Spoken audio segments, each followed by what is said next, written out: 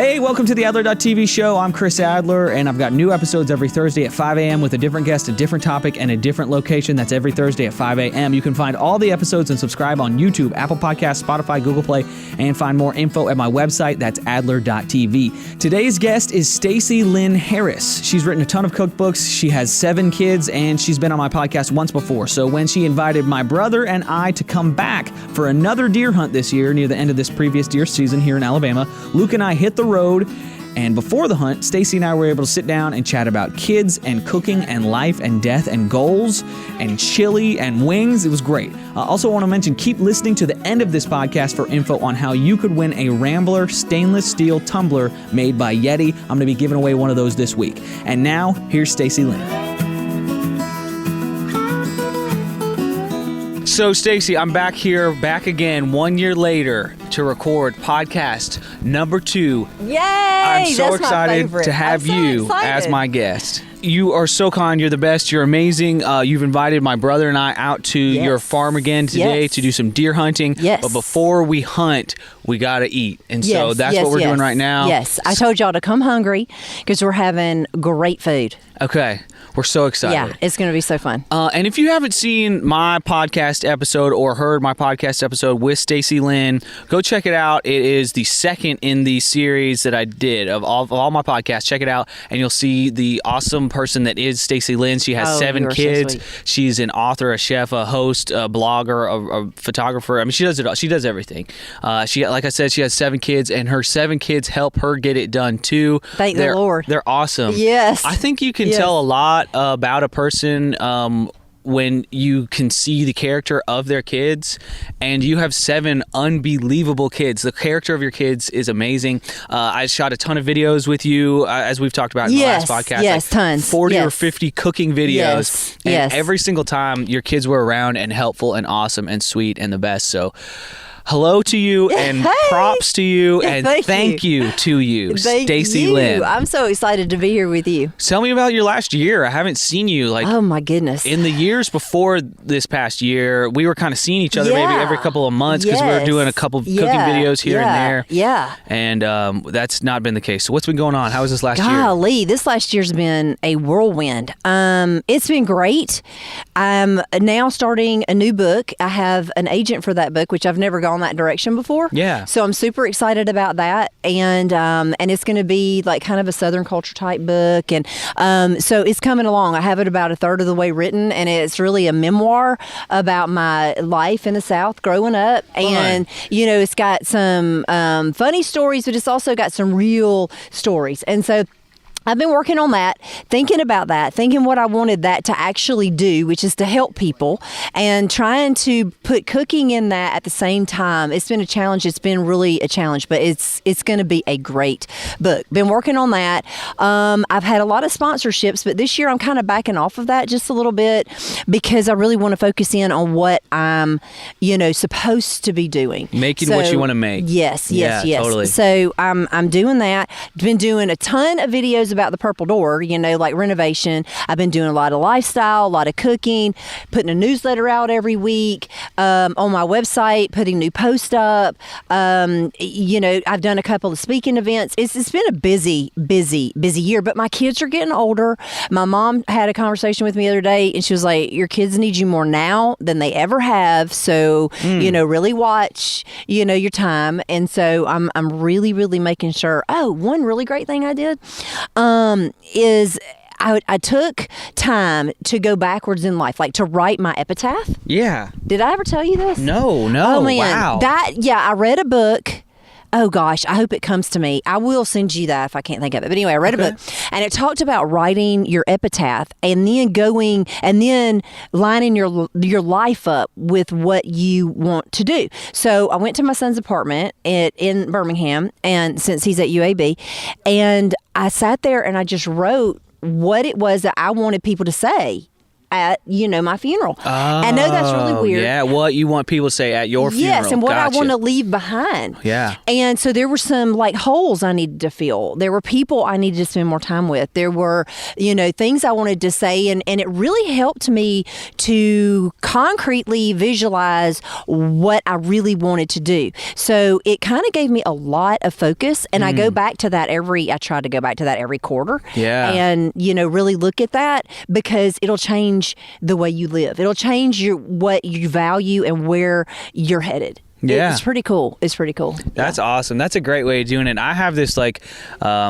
it's kind of morbid, but I have this big old grid on like a spreadsheet. Yeah. And it shows you every little dot is, if I were to live to 100, every little dot on that sheet is 1 week of my life. Oh, wow. So I can go and fill that in every week. Oh, man, like, what did you do? Yeah, what'd you do, dude? What did you... That little square is filled up. Oh, and then when you have the flu, like we had, the flu for a couple of weeks, it's like you feel like you're wasting your life. I know. You're like, oh, I got to get up. I got to do something. And you just can't. Those weeks are just like out. But I think that feeling of, oh my gosh, I'm wasting my life is such a good feeling. If you embrace it and use it, you know what I'm saying? I think that is a feeling that everybody should have from time to time, just so that they check themselves and they're like, all right, am I really doing the things that I want to do? Yeah, exactly. My goal last year was to get a podcast done, one for every week or so, to get 50 done. And I got 30 done last year. That is so amazing. So I fell a little short, but yeah. But you did great. You got it done. You got to shoot for the highest. Shoot for the biggest thing you can ever think of. That's the other thing. Is just dream huge. Totally. And then when you look back, you're like, yeah, I did do some things. I did. You might not have gotten to the stars, or become the president of the United States or something if that was your goal. Right. But you will accomplish a lot. You know. But you got to shoot high. No doubt.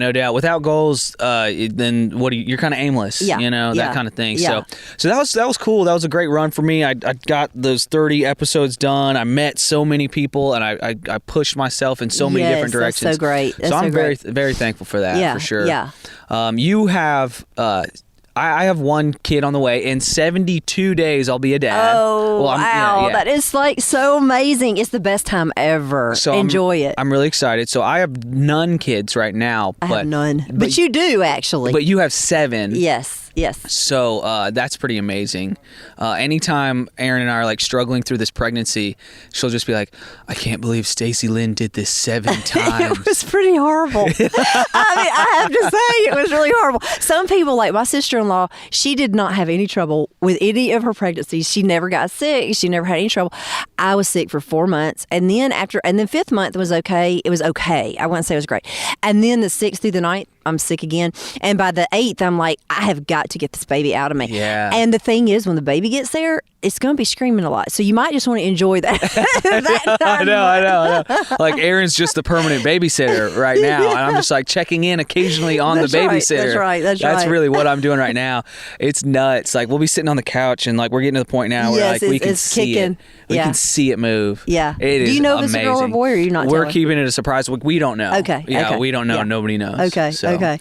Yeah, that's it. That's kind of weird. It's been kind of like odd. Like, oh, I can't wait to have a baby. You know, like I can't wait to be a father to a baby. Yeah, like I can't be like, oh man, I'm gonna do this with my daughter, or I'm gonna do this with my son, or whatever. Yeah. So it is kind of odd. Like it puts us in a weird place, and like and nobody knows what to buy for. You're gonna have a lot of yellow outfits. Yeah, a lot of yellow, just diapers. That's all we need. That's all. Honestly, that's all we want. Need, exactly. And you're gonna need those diapers. Yeah. Oh my gosh, you can't even believe it. Yeah. We're excited though. That's so good.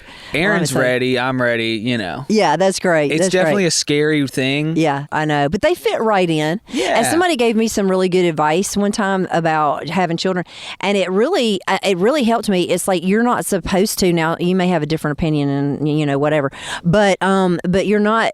If you let your child fit into your lives, life is a lot better instead of like make it. And we've had to do that with 7 because we couldn't make life all about the one child, or the 2 or the 3. I mean, how can you make life all about 7? So they've really fit into our life really, really well. Yeah. And surprisingly, all of the kids like to hunt. All of them do. Yeah. So and that's what is a passion, of my husband's. And some of them, like, I like to sing, and one of mine really likes to sing and likes music, and and that kind of thing. And so it's really neat how they're all so incredibly different. Oh yeah. I remember asking you, and this was kind of like an immature question, but last time on the podcast, I was like, so really, after 7 kids, they're all different? You know what I'm saying? Gosh, yes. Which is kind of a silly question. No, it's not. Just because, like, have you ever met? We've met similar people in our lives, but I've never met someone that's exactly the same. So, that was kind of a funny, weird question for me to ask that first time around. Honestly, that's another thing I'm trying to do in this round of podcasts. Hey, more chill, more talk, just you and I are just talking kind of thing. Yeah. I feel like I tried to make them maybe a little more too polished or whatever. Yeah. And then for some reason I found myself going on this huge rant against Paula Dean in the last podcast we were in, so sorry, Paula Dean, about that, I just think I just had a lot. We love you, Paula. I was just nervous, Paula. I'm so sorry. That was really not cool on my part. But speaking of celebrity chefs, I've just been like going through your year, looking through your last year of your life, and you've really hit some fun occasions and some fun, cool things. What's some of the most fun things you had like last year? I have enjoyed so much going and cooking for the Hagees up in Texas. I was going to ask you about that. Okay, so I lived in San Antonio. Oh yeah, that's right. So I actually have a connection to, and because I used to listen to your dad. There you go. I know. That has been amazing to me because so they were funny. My favorite. That's my so gosh, funny. Truth I can't is awesome. believe you were a Truth fan. Oh my gosh, amazing. I was. I still am. So in San Antonio, there's a really big church, and Pastor John Hagee was the pastor when I lived there. And my dad was a music minister at another church in town. And so there was a connection there. And in fact, I was talking to my brother on the way here. My mom taught lessons to John Hagee's daughter, which would be Chris Hagee's sister. So there's a great family connection there. Yes. And then I see on your Instagram, you're on Hagee's TV show cooking with him. That's right. Yeah. Fun. Yeah. Well, this is the thing. The connection, he loves to hunt. Okay. So they have a big ranch up there, and he loves to hunt. So that kind of connected, I think, him to me. Then when we got to know each other, we're just like on the same page. I mean, you know how you just like meet people and you just like you just connect. We're just on the same page with the Lord, with walking, the life that we want to live, walking with purpose, positive, children, raising a family, me being a helper to my husband, which is like unheard of in this day and age. And, it's a totally different kind of, seems backwards to a lot of people, but it's very forward thinking. It's exactly what we're supposed to be doing. And, so I've had a lot of fun. Doing that. And they have a podcast now. So I was on their podcast last time I was there. Fun. So yeah. Very cool. Yeah, they're a great family. They really are. They run a great church, and they've been huge. They've been doing it for a long time I too. know. Yeah. They're not like some of these new mega church pastors that you're seeing. Yes. I was talking with somebody the other day, like, to me, your pastor shouldn't be like wearing like $10,000 Nikes. And like a $12,000 Versace jacket. I don't feel good about that. Yeah, but maybe they got it as a gift. Maybe it was a gift. gift. They might have got it as a gift. You never know. These pastors out in California might just have a ton of celebrity friends that go to their church. They might. That might be the case. Because they get everything. I read a book by Spurgeon one time, and he talked about how his life, he's been given everything. Like if he wants to go horseback riding, there's somebody that's going to take him horseback riding. So pastors, even though they don't have a lot of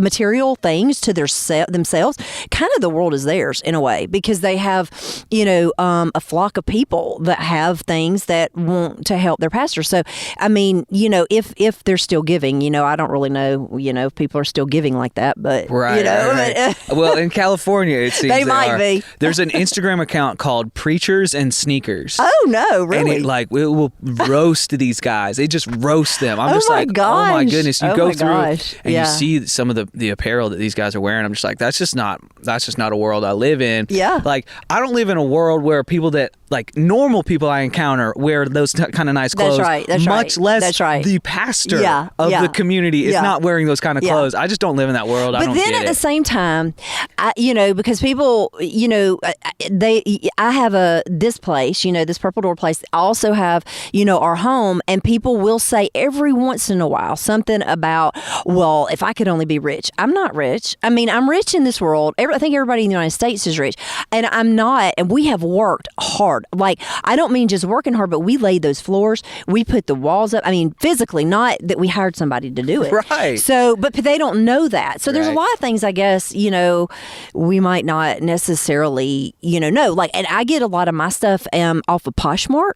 And you can get some really good. I had a pair of jeans on the other day that I got really regular, but they have embroidery and stuff. People were asking, about them, and I think I paid full price, by the way.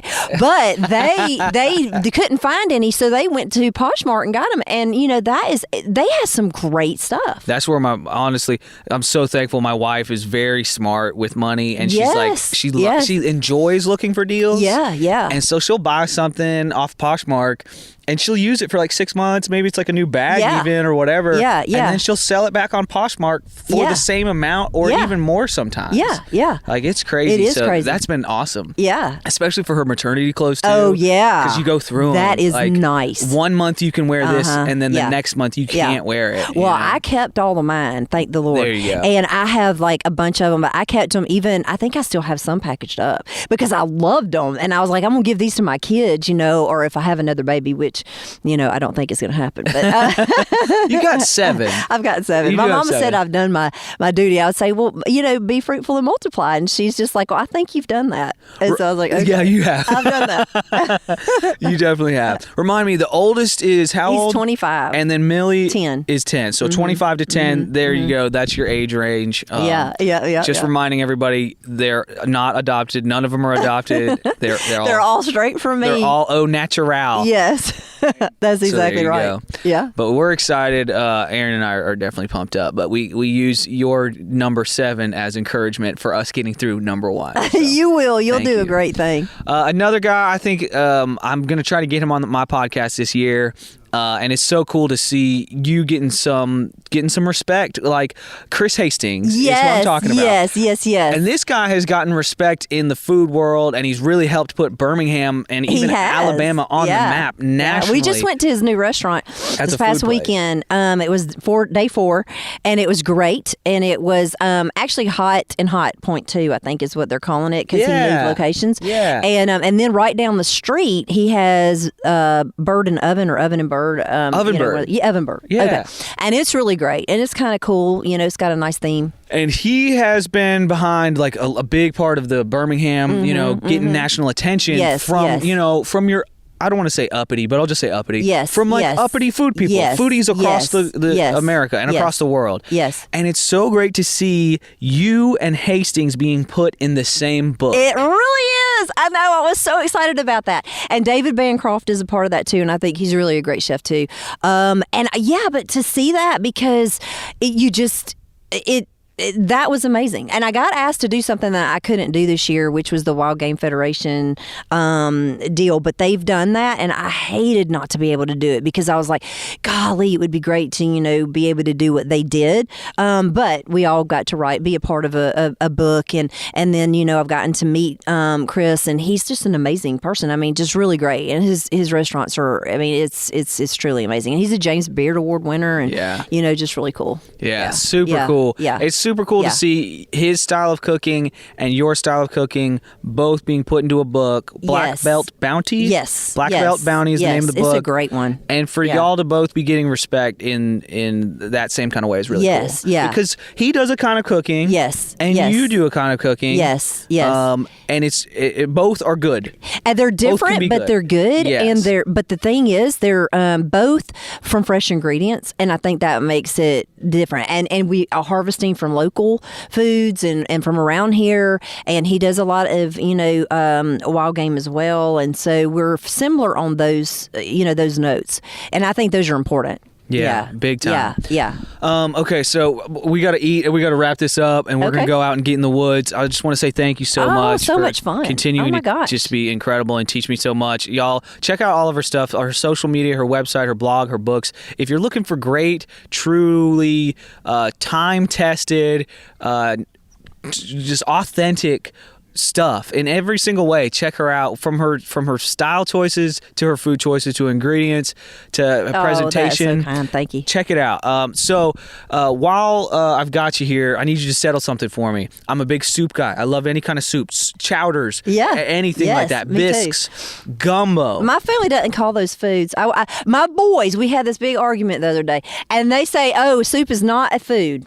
And I'm like, soup is not a meal. Soup is my favorite food. Yeah, me too. Soup it's so is my healthy, favorite so food. Great. You can get So everything good. you need in a soup. It's so good. It's like you're eating and drinking at the same time. It's amazing. It's so fantastic. Good eating and drinking at the same time. I like that. So I love soup. I could eat soup for every single meal of the day, even like in the hot, during the summer. People are like, it's too hot for soup. I'm like, whatever, I'll sweat. I don't care. So when it comes to gumbo, there's a debate that I noticed that you brought up. Filet or okra. Okay, is that how you say it? Yeah, filet. Okay, yes, so yes. so gumbos have to be thickened with either filet generally or okra. Which is sassafras leaves crumbled up. They're dried and then they're crumbled, or pureed or whatever. I mean, not pureed, but like crumbled up really small, like and you just put it in there. So filet is ground up sassafras. Yes, and it has a little bit of a different taste than okra, which has kind of got a licorice kind of, just a tad, because I don't like licorice, but I do like filet, and it is perfect. And I use both. So there is a debate between filet and okra, and okra's a thickener too. A lot of people don't like it because it's kind of slimy, but it really gives a great flavor, and I like using them both in the same pot. So you use the same pot, a little bit half and half. Okay, to thicken up that gumbo. Yes. Nice. Yes. That's thank you. And the answer is both. Yes, the answer is both. I like that. The answer is both on a lot of things. There you go. Yeah. It's Super Bowl's tomorrow. Oh yes. Granted, by the time I get this podcast released, it'll probably be time for the next Super Bowl. But anyways, you got any favorite like Super Bowl foods? I know what I want to ask you about. Deviled eggs is one of my favorite Super Bowl foods. I love. I never thought of that as a Super Bowl food. I don't know why, but I do. It's like wings and deviled eggs. See, I was going to tell you wings. My wings recipe is like to die for. You need to go watch the video and make the wings. I will. I actually shot that video, so I will. That's right. That's right. It's a great video. I will watch that video. And copy that recipe. Yeah.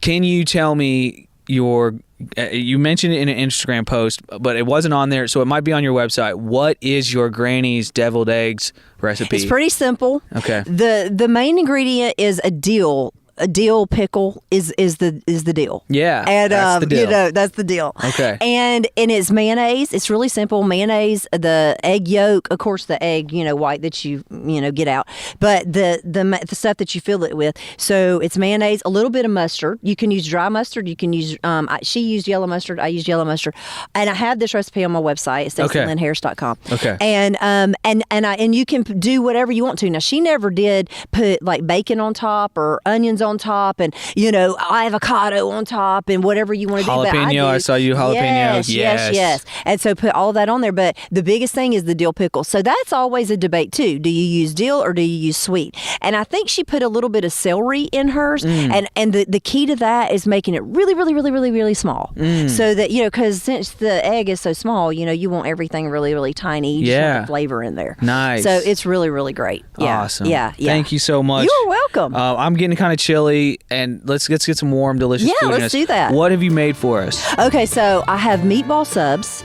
and they are delicious. And so I have wild boar, we have venison, we have, a venison and... I think it's pancetta. I'm not sure. But anyway, we have all of that. An Italian sausage and one's like a Polish. So anyway, it's delicious, and we are going to be putting marinara sauce that I made, and it's on the website. And also I made we have two sauces. We have an Alabama white sauce that you can put on top of that, and there's also some peppers over there and some cheese, some goat cheese. All of that's going on this awesome hoagie. And then we have Scott was making the fried onion rings, so they are going to be amazing too. You can put that on top of it too. So anyway, that's what we're having. It's going to be delicious. Awesome. Yeah. I just once again, Lyn, I want to thank you again for always pointing people to family and pointing people to food, and putting those together. Yes, very important. Is really what kind of makes life worth it. It does. It does. It's the best. Having family around. It is the best, and that's why I kept having more kids. There you go. All right. Well, we're working on one, and we'll see what we can do. We probably won't hit 7, but you never know. Well, like you said, you got to aim high. Aim high. And then at least you'll land somewhere really Maybe good. 4. Yeah, there you go. There you go. But aim for 7. I think we could have 4 kids. We really could, as long as the next time Erin gets pregnant with triplets. Okay. Then we would have 4 kids. Yeah. Okay, that sounds great. Stacy Lyn, everybody. Bye. With the podcast done, Luke and I geared up for the hunt. Luke had his rifle, and I brought my compound bow made by PSE. Scott showed us the lay of the land and then dropped us about a mile from the shooting house. We hiked there, got up into the shooting house, and just enjoyed being in nature. I'm not going to repeat my whole speech about hunting, but if you aren't a fan of hunting and you eat meat, you just aren't aware of the reality of where your food comes from. If you compare most meat that comes from factory farmed animals' lives to the amazing wild, free life these deer live, and then the quick, humane, selective way in which they are taken out of this world, there's just no comparison. Just before sundown, Luke was able to bag a nice-sized deer, and the Harris boys bagged a wild boar. The meat was harvested, and it's the freest of the free-range, organic, healthy, non-GMO, antibiotic-free, nutritious, delicious meat that will feed Luke's family and mine many, many times over the course of this year. So if you don't like hunting because you don't like animals having bad, unhealthy, unnatural lives, hunting is not the thing you should be worried about. Thanks for checking out this episode. You can find Stacy Lyn Harris on Facebook and Instagram, and you can find more episodes of my show and subscribe on YouTube, Facebook, Apple Podcasts, Spotify, Google Play, or by going to adler.tv. If you have feedback or suggestions for future episodes, future guests, future topics, please comment below. Thank you for checking this out. And speaking of commenting below and speaking of thank you, as a small thank you to you, I'm giving away a Rambler stainless steel tumbler made by Yeti, just to a random person who subscribes, gives a thumbs up, and comments on this video on YouTube. So that's a subscribe, a like, and a comment on YouTube, and I'll pick a winner before next week. Thank you for checking out the show. Y'all are awesome. Couldn't do it without you. I will see you next week at 5 a.m. That's Thursday, 5 a.m. Peace.